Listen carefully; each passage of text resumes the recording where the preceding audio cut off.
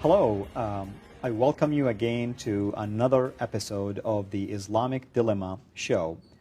In our previous episode, myself and my distinguished guest here, Bill Warner. Bill, how are you? Good, good. We talked about a very sensitive topic relating to the status of women, and basically we showed example from the Quran that women, and specifically married women in particular, are not basically protected or even considered to be equal in status with men. Today, we are going to continue along the same line of discussion, and the hope is to cover additional passages and verses found in the Quran to prove one point. Islam did not improve the status of women, period. Isn't that the truth, Bill? Well, if it did improve their status with what we see now, I pity them for what they had before. But this is very strange because we know from the Sirah, Khadijah was an independent businesswoman. She proposed marriage to Muhammad. And so when you look at what we have in the status of women that came after Khadijah, it's not clear to me that they improved her status at all. And Khadijah, of course, is Muhammad's very first wife. Yes. She actually proposed marriage to him. Exactly. As a matter of fact. Exactly. So that's something that goes completely against at least the understanding of the marriage proposal under Islamic teaching and the culture. Last time we finished by our discussion talking about divorce and remarriage, and we mentioned something to the extent that in chapter 2, verse 230 of the Quran, if a woman is to remarry her husband who divorced her 3 times, then there is an unfortunate condition that has to take place, and that's the fact that she must now marry another man, sleep with this man, then that man must divorce her, and then when that happens, she can freely go back now to her previous husband.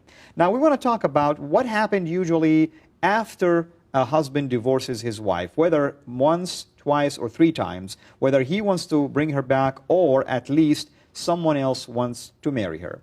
There is what is called the prescribed period of waiting, basically. Apparently, the Quran stated that a woman must wait for a period of time.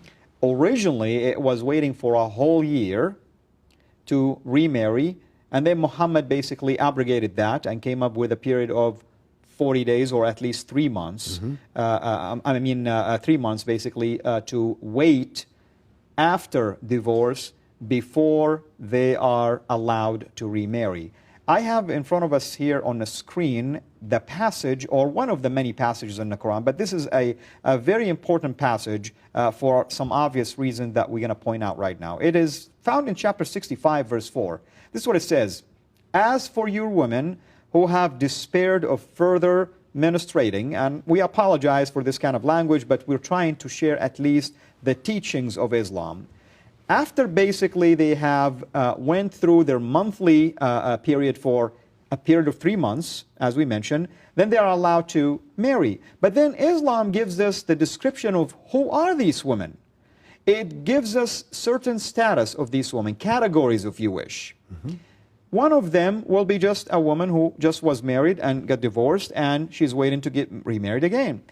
Another status has to do with women maybe who do not have the period anymore. They're past that stage. They still need to wait for 3 months. Right. But then I underlined a very troubling passage. It says, and those who have not menstruated as yet. Bill, do you know what it's talking about? We're talking about children. We're talking about children, yes. Exactly. Young women who have yet to reach the age of puberty. Exactly. As a matter of fact, this is not unique in terms of its teaching, because the Prophet of Islam have actually did something similar by proposing to a young girl. She was 6 years old. 6 years old. And married her when she was 9. He was in his 50 at that time. And she is the daughter of his close friend Abu Bakr. Exactly. Her name is Aisha. And we she did was talk one of about his... Aisha before, that she's one of his favorite wives, basically.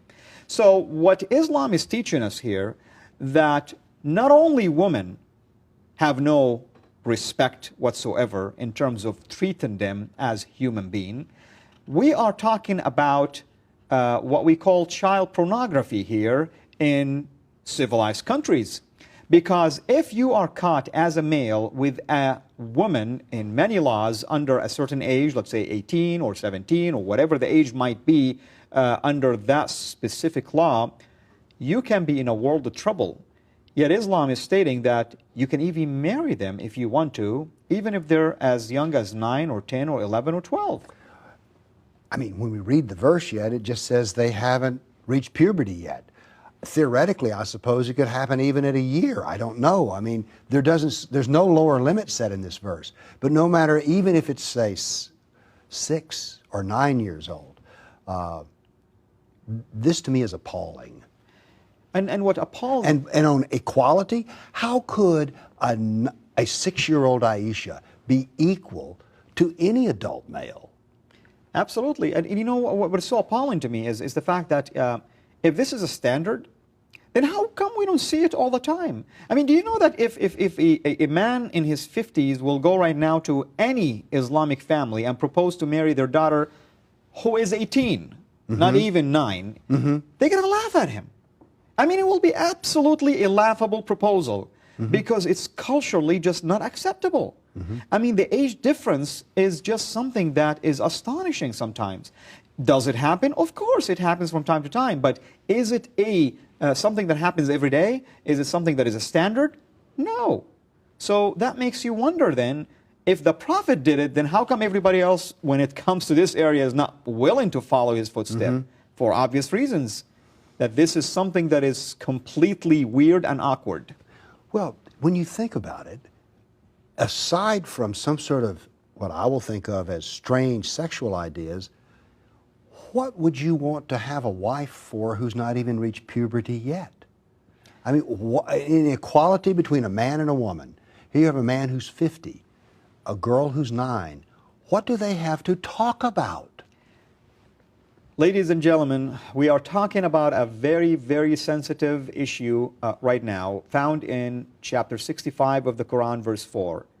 This particular passage is so troubling that oftentimes commentators on the Quran, classical Muslim commentators, try to soften the blow by at least trying to harmonize its meaning. However, most of them are honest enough to indicate that this verse talks about specific categories of men that have to wait to get remarried, including women who have yet to reach the age of puberty. I mean, as a matter of fact, Bill, we're talking about remarriage, which means that they were married before. And that's even more troubling to me when you think about this. Another thought I had when we were talking about, I remember there's a hadith, a tradition, that Aisha was allowed to bring her dolls into the harem. Exactly. And that the Prophet of Islam would allow her some time to play with her doll, and he would play with her like a father would play with his child. That's his wife. Yes. Well, we have on the screen right now some statistics that Bill have developed for us. Bill, would you like to tell us the meaning of this one, which says the statistics of women in the Quran, for instance? I'm a scientist. Love math, I love statistics, I love facts. And what I have done is that I've gone through the Quran and I've taken out every single verse, which basically means every sentence that in any way relates to women. So we'll have, if you will, and I divided, once you've extracted all of these verses that relate to women, I then put them in 4 piles. Sometimes there's a mention of a woman, and it has nothing to, it's almost in a passing way. It doesn't have anything about her status, all right? Just women in general. Just women in general. But then I put it in 3 other piles, where a woman has low status, equal status, and high status. Give us an example of a low status, for instance. Well, I think we've just been talking about some things. So similar to what we covered. Yeah, that to me is low status. When what you're about saying, the high status? That is unique. In almost every case, it's the mother who is exalted as greatest among humanity. Only as a mother is she elevated in status. And I want to really emphasize the fact that indeed, when you study the status of a woman as a mother in Islam, truly she has a special status. But You have to wait until you get to become a mother in hope that your status will become even better. But you know, culturally, when you look at this bill, I mean, you find this everywhere. Yes. Among Hispanic cultures, Yes. among The woman has European cultures. I mean, Asians, a mother is always, you know, treated this way. Well, why not? I had a mother. I loved her. She took care of me. This is natural. So Islam hasn't really brought anything new, basically. No. I mean, honoring the mother, we should all honor mothers. Then we have equal status. Now, Define equal, for instance. I mean, are they exactly equal? Well, on Judgment Day, a man and a woman are judged equally. So this is a futuristic thing. Yes, in the future. On Judgment Day, they will be equal. But, as we Americans say, there's a catch-22, or read the fine print, because one of the things she will be judged on in her equality on Judgment Day is how well she obeyed her husband. And we know from a hadith that Muhammad said, I have seen hell, and the majority of its occupants are women. Why, Muhammad? Because they were not grateful to their husbands. So much for equality. In fact, I want to add to what Bill just mentioned, that Muhammad's complaint about women says that if it wasn't for Eve, that men wouldn't have probably gotten in a lot of trouble that they keep getting in when it comes to lust after women. So he's blaming Eve for something like this, and he's also blaming Eve for the fact that the majority of women are indwelling hell, basically, which, if you read it the other way, what he's saying, men actually, majority of men will be in heaven, majority of women will be in hell. How does that make you feel as a Muslim woman, knowing that your prophet believes that you are the source of evil? In fact, we are going to deal with that topic pretty soon here after the break. And by the way, that particular hadith, let me add before we break, also he went ahead to say, not only are most of women in hell, but he also went ahead to say that they're less in intelligence and less in their religion.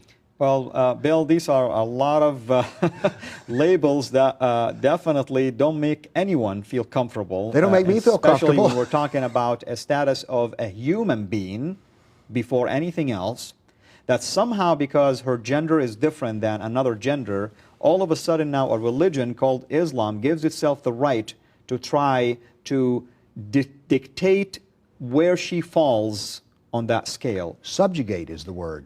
Now, here is my challenge.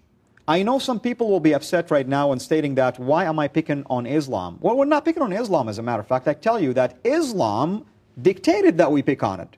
If Islam didn't tell me that it is the final religion, if Islam says, you know, I'm just a religion, you know, you're free to do whatever you want, then I would analyze other religions and say, okay, you know, well, Islam is special, it's unique. If you want to follow it, that's your choice. But when you dictate your ideology on me, when you tell me that your Sharia law is the law that must be followed, when you tell me that you are commanded to be supreme over mankind, that your message is universal, that you have improved the status of women, and yet we look at statistics like this. In fact, if you would elaborate, it looks like 71% of the status of women is not that pretty at all. No, not at all. So much for equality. And by the way, let it be said here, this, sometimes when you talk about Islam, someone will say, well, you've taken it out of context. Let us be clear. The context here is the entirety of the Quran. And this is everything that deals with everything, women, basically. Yes. So the context is the absolute wholeness of it. There's not an escape here. Well, Bill, hold your thoughts. Ladies and gentlemen, thank you so much for joining us so far in this very interesting show about a very sensitive topic that deals with women and their status in Islam. We're going to take a quick break, and when we come back, we will continue our discussions. Pressure slowly building. An explosion that shocked the world. A coastline forever changed. The oil impossible to remove. Nothing could destroy it until the source was found, until that source was sealed. To uncover the source of Islamic terror, read the Quran Dilemma, Islam Unplugged.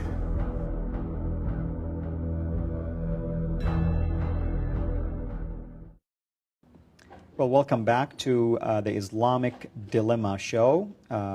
My guest, Bill Warner, and myself have been discussing a very disgusting topic, as a matter of fact, and that's the fact that women in Islam are not treated equally at all. In fact, they are treated like objects, that they are demeaned, demoralized, and also they are considered to be a less status than men, and not just a tiny less status. We're talking by far. In fact, we looked at one of your statistical slides, and it shows that 71% of all passages in the Quran prove that women have a lower status. And we haven't even scratched the surface of this. Everything, there's so much material in the Quran about women. Absolutely, absolutely. And my hope is that as time progresses, that we will do more episodes that are specialized in maybe one topic at the time when it comes to women. We're moving on to another slide of yours, Bill, and this time you took the hadith and you did the same analysis. Tell us more about this. Well, I took Bukhari. I don't want to get too technical here, but that is the major, most authoritative collection of Muhammad's hadith. And before we proceed further, I want to mention to our audience, in case they were not following us in the previous episodes, that hadith is basically the collection of all of the sayings of the Prophet.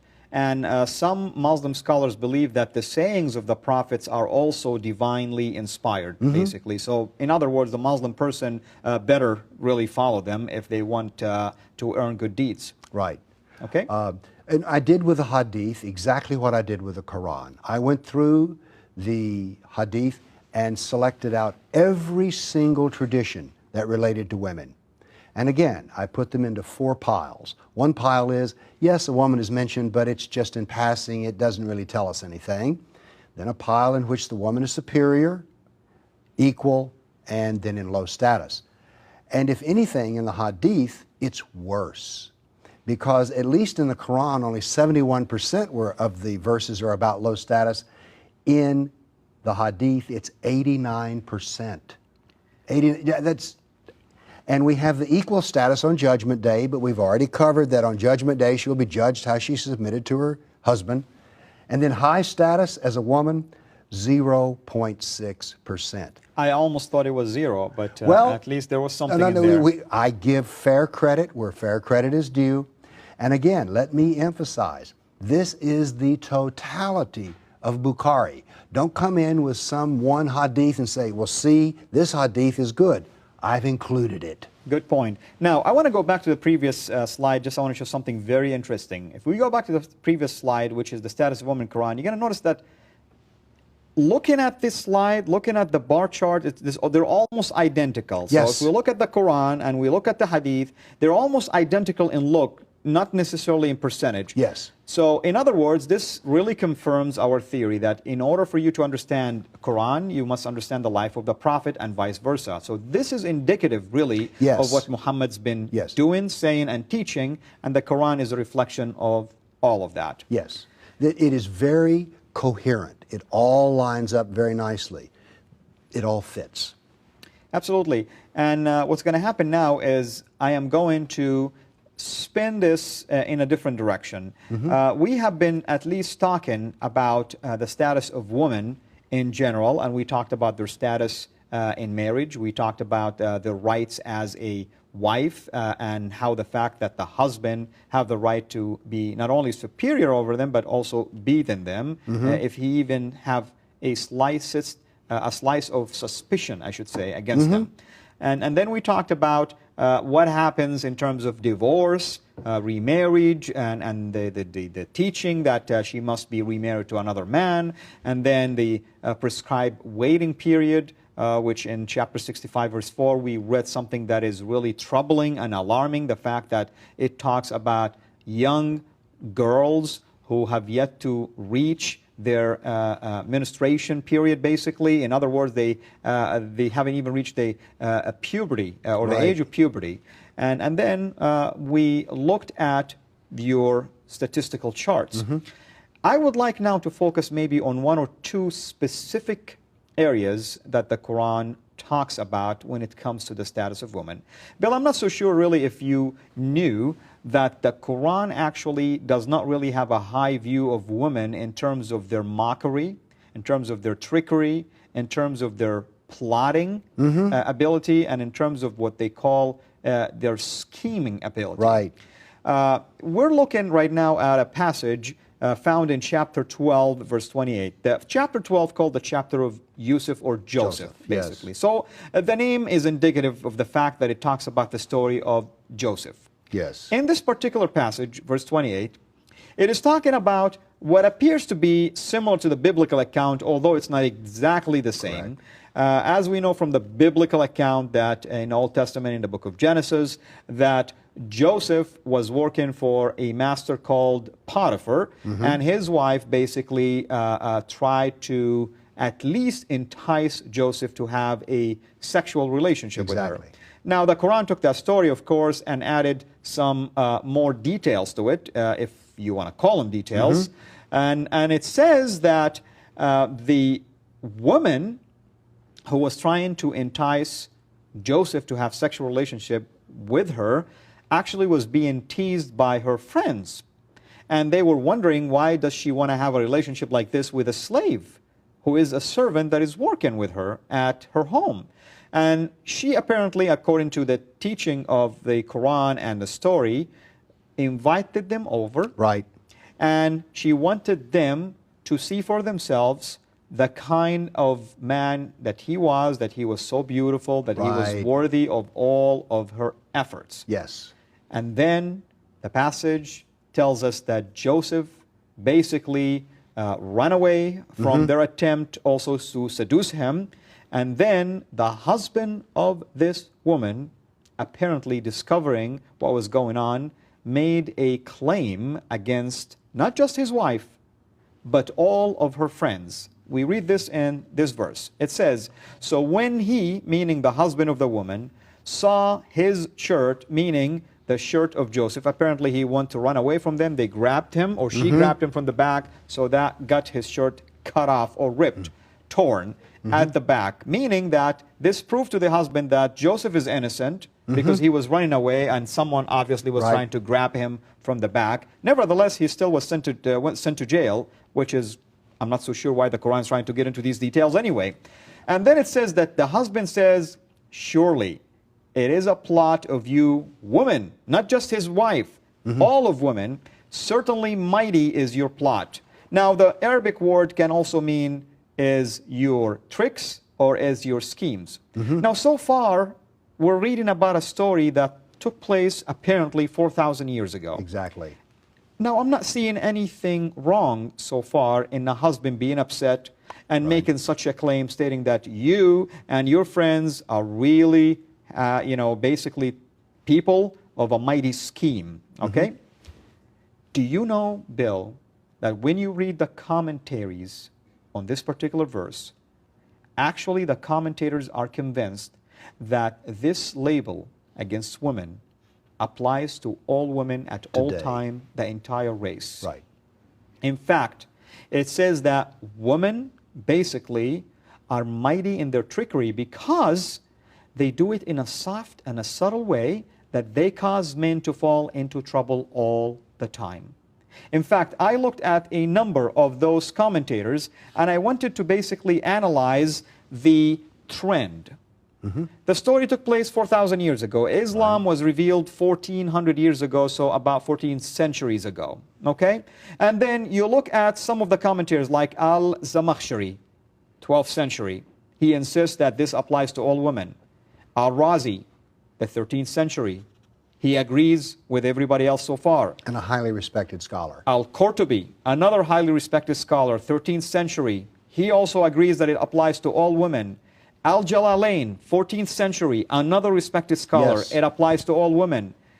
And then we have a scholar who lives in our time, the 21st century, At-Tantawi. He also agrees that this claim about women applies to all women even today. So there has been a consistent approach in terms of interpreting this verse. My problem is this. Why do we have to label women in such a way for something that was done 4,000 years ago? Didn't Islam improve the status of women? Good point. I never thought about this.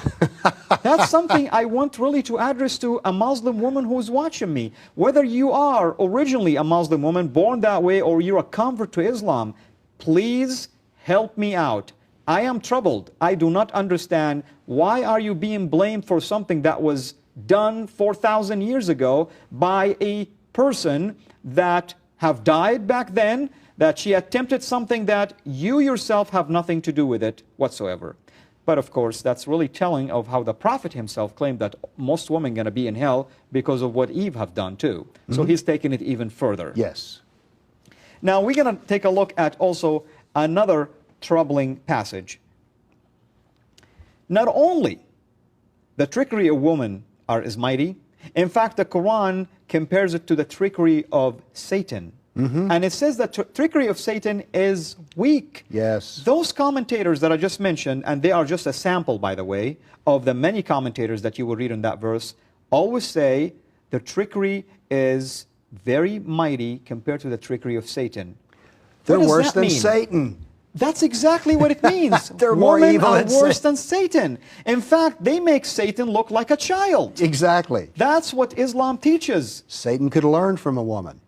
Ladies and gentlemen, does that sound to you that Islam have improved the status of women? If it did, where in this passage do we read this? We don't. Well, Bill, this has been really something that I have struggled with all along in trying to explain to myself, nevertheless explaining to anybody else who is a female about the status of women in Islam. I can imagine if I was a Muslim person today, what exactly would I tell my daughter, for instance, if she comes across a verse like this? That it happened 4,000 years ago, but that's not what the Sharia is teaching. That's not what the law is teaching. That's not what the Quran is teaching. That's not what the commentators are teaching. All of this material we're talking about is carried forward into current Sharia law. This is not ancient history. This is not old stuff that's gone behind. It is active today in Sharia courts. Absolutely. And you know, Bill, once again, we are unfortunately running out of time on this very interesting topic. We'll do more. And my hope that we will continue to address this very important topic. And it's really on my heart because I want Muslim women in general and convert to Islam who are female to please take a close look at these kind of teachings. Be honest with yourself and examine those references that we are providing to you, and even examine the original sources if you are able to read the Arabic language. Our hope that you will take these teachings and begin to do a quick check whether Islam have really improved your status as a human being before anything else, or specifically as a female. Once again, ladies and gentlemen, I thank you so much for joining us today in such an important topic and joining us with our episode. Please look at the address, the website that will be shown on the screen. Send us your questions and comments and suggestions. Until then, may you have a mega blessed day.